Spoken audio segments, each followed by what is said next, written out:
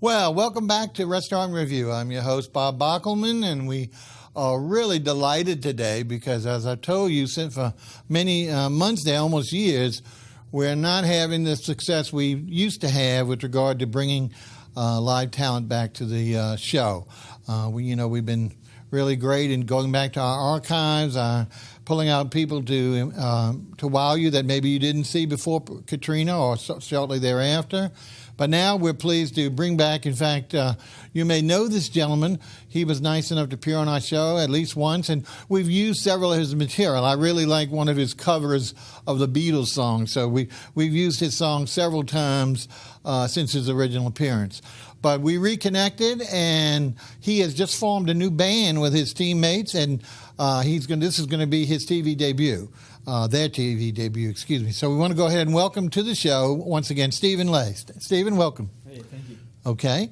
Hopefully, I don't know if you remember those days when you came on. Do you remember that at all? I do. It was fun. It was a good experience. Okay, great. Well, what we wanted to do is tell us a little bit about your new band, because I understand it's very new. All right, well, we're going with Human Aquarium for now. That's the name we... Human Aquarium? Human Aquarium, yeah. Okay. And it's actually a fairly recent project. We kind of got together on a whim, and here we are. And three of us actually work together, and one of the other guys actually works right around the corner. So. Okay. And I know I asked you this before the show. I mean, I know what you did before, and a lot of this is original music too, which is great. Mm-hmm. But what, and I hate to categorize, but we have to today. So can you give me just some kind of idea of what you would consider your music to be? Well... funky indie rock. Funky indie rock. Funky indie rock. F-I-R, fur like a tree. Okay, great. Well, let's see. I think that's great. Oh, they are on Facebook under... it's facebook.com/Human Aquarium. Human Aquarium. And what's really good is they're going to be putting some of these music videos, they hope, on YouTube and maybe Facebook as well. So if you miss them and you enjoyed them and you know anyone else that might want to hear them, then they can click on and hopefully see these and some portion of these performances on there for the listening pleasure. They're also new, of course, so they're not got a CD, but hopefully in the future they'll be working on one. And I think that's about it. So I'm going to step aside, and I'm going to let him introduce his bandmates, and then he'll tell you what he's going to do. Thanks again, Stephen. Thank you. And this is Connor, our drummer. This is Carl, our bass player. This is Cameron, our pianist/vocalist. And that's it.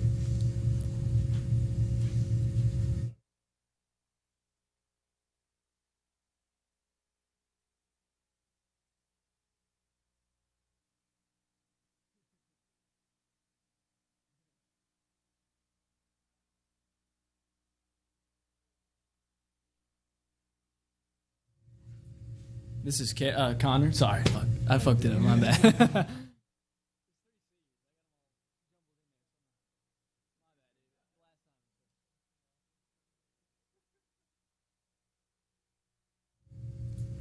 This is Connor, our drummer. This is Carl, our bassist. This is Cameron, our pianist/vocalist.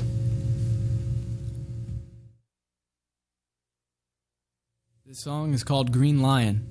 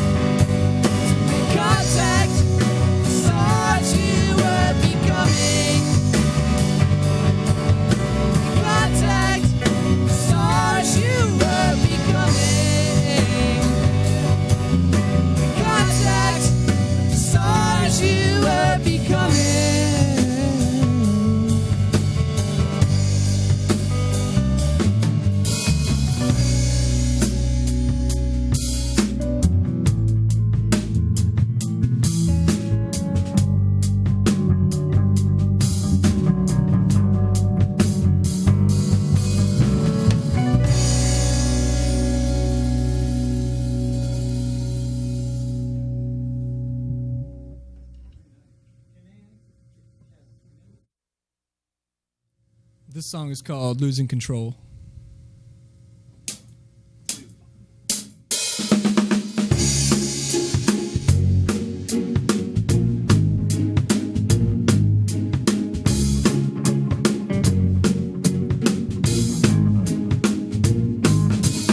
You'd have much to look forward to if your life did. You'd have much to give onwards to others like this. Too bad you see this world as a minefield. Too bad you see yourself as a ninth wheel. Left empty inside.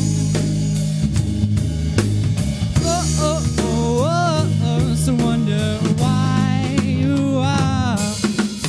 You have much to look forward to, but you fight it. You'd have much to give on words to, but you hide it. So what you go around with your feelings, making it up with all of the reeling. Pleasing me without a lot of lies, creeping over all of this other while.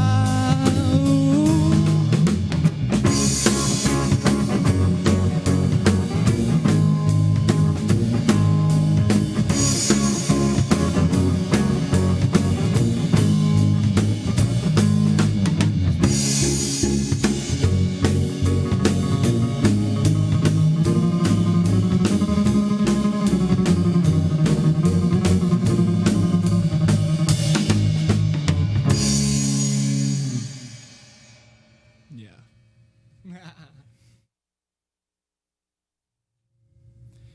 This song is called Carl's Secret Recipe.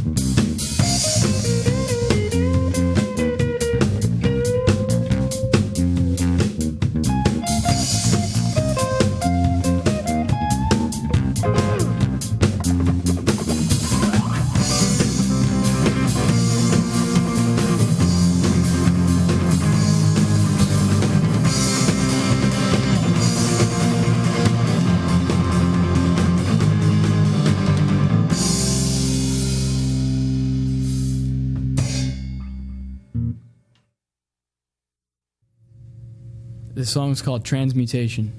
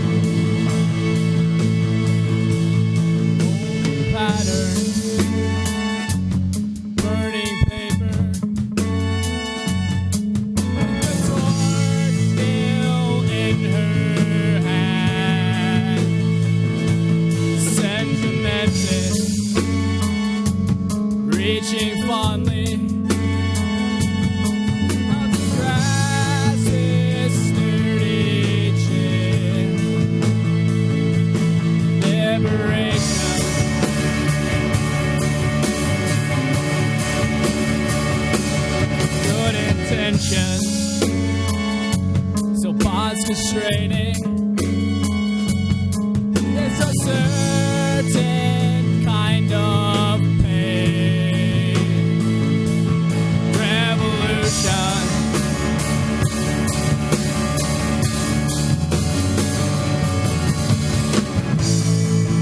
'Cause I'm conscious in describing what seems altogether frightening.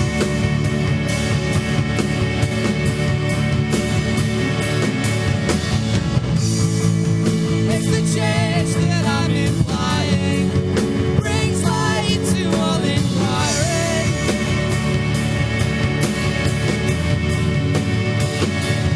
Recognition, realization of the power held within. Expectation, obligated to the hearts and minds of men. Transmutation.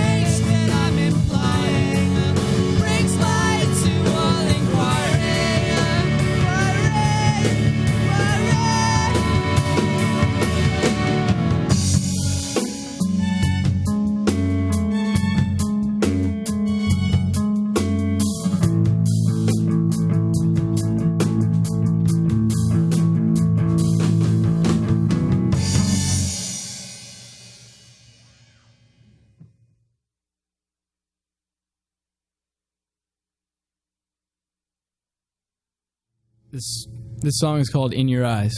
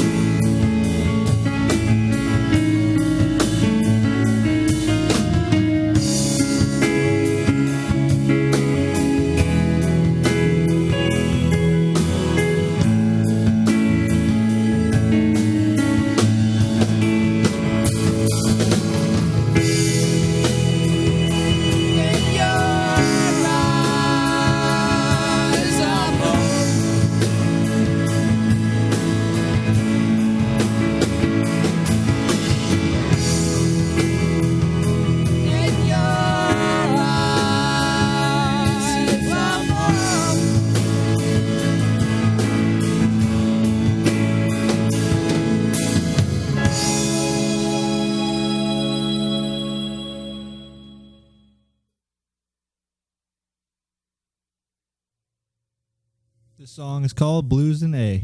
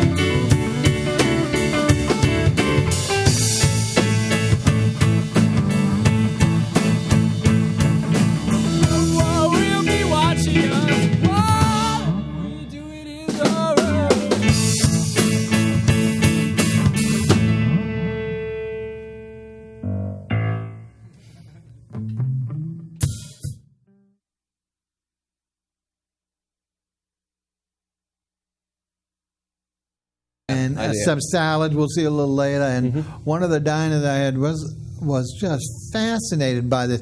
And it's not a big pickle eater at all, but tasted that. First he thought it was onions. He didn't want to taste it because it has that color, looked like cooked onion. Right. It is an onion. But then tried it and just could not get enough. Thought it was just fantastic.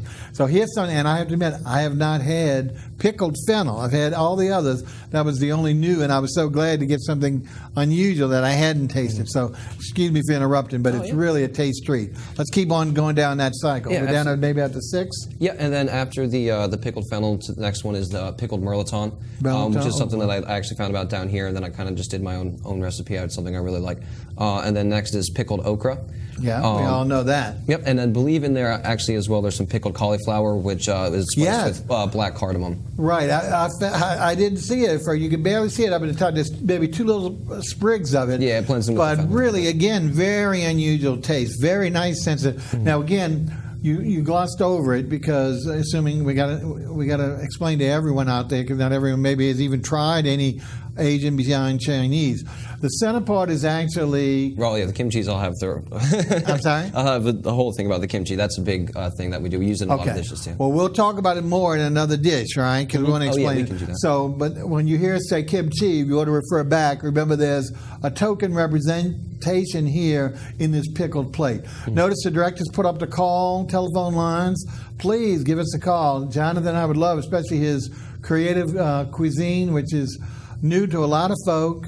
He'd love to explain it or answer any questions you might have about the restaurant or the show. So it's 2 numbers are standardly up there. We'd look forward to you giving us a call. Let's go ahead and move on and see what our next item is. And I think the next one is one of the 2 boards that I talked about. Let's see, more and more restaurants, especially if they have any kind of French bending, are doing both cheese and charcuterie or meat boards, they call them. Here he's going slate, which again, because we've also had a tendency to upscale bar food. More and more the bars are putting a lot of money. They're not looking like neighborhood bars anymore. They're looking like mini restaurants with upscale decor and also bringing in chefs that will elevate it beyond the peanuts and Cracker Jacks or whatever they usually serve.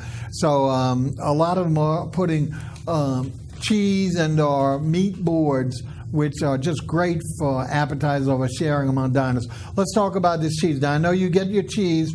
You don't make your cheese, right? You get them No, from- that's one of three things. The three things I don't make are the bread, the cheeses for the cheese plate, although we do make some fresh cheeses, and the meats for the charcuterie plate, but we do make Right. like the pate and the rillette and things Right, like that. and of course most people who watch our show, because we've had several of those purveyors on that also have retail outlets, know we have some fine vendors, especially of cheese, Oh, yeah, sommeliers, and most are using that vendor because he's just phenomenal. He and his wife came from England and really pay attention to giving you the most exotic cheese. But let's talk about the cheese first. Why don't we work with the top left? Yeah. And let's discuss what that cheese is. Yeah, the one on the top left, it's actually a European style double creme, but it's made in Vermont. It's got an edible rind, very rich, very creamy. Got a little bit of funk to it, a little bit of bitterness that contrasts nicely with some of the sweet components on the slate. The one in the center is a 3-year-old sheep Gouda from Holland. It was magnificent. Now, Gouda I like, but some people don't like Goudas because they can come off a little too strong. Yeah, especially if they smoke them and that's start why to. it's great to try that But one. this It's one very is not. atypical, yeah. So if you've had a Gouda and didn't like it, and because of that reason, I would wholeheartedly tell you, because this is so much lighter, so it gives you a whole different perspective on Gouda than some of the others are, because a lot of people are going to even the stronger and stronger with the smoke flavors, so it just keeps adding to the strength. So if you don't like a strong cheese, you probably wouldn't like this. You would. This would be the best version I've had of Gouda for those who don't like the strength in their Gouda. Okay, let's touch base at the bottom one. The last one, it's a very creamy, rich cheese from northwestern Italy, from a region called Longa, and it's a combination of sheep, cow, and goat's milk, and it's just a really rich, delicious cheese. Super rich, super light, super fluffy. Just